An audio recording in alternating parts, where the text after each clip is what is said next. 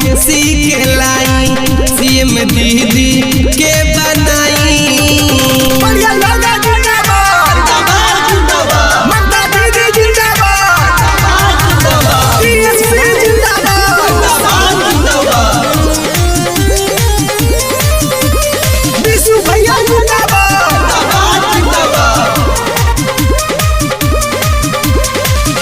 गली गली रोड बना भइल बा विकास हो, फिर से सरकार बनी दीदी के बायास हो।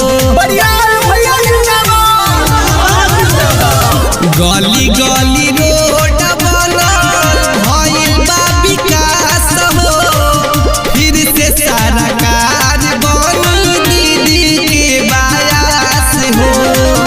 मिली रोजगार सबके बटम दबाई,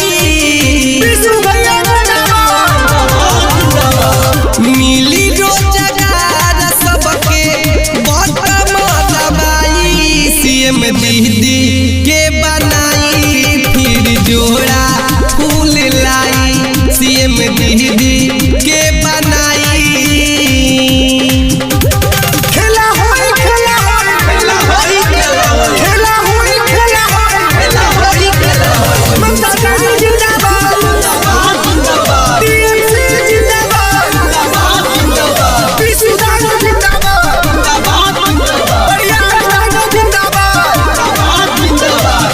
चाचा चाची भैया भौजी तनिको न डराई, दीही मतदान परे आल दी के जीताई।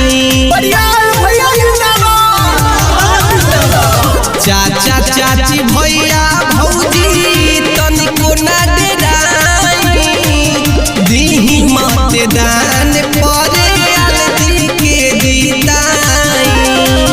पहले बारे घोषणा दीदी राशन बटाई,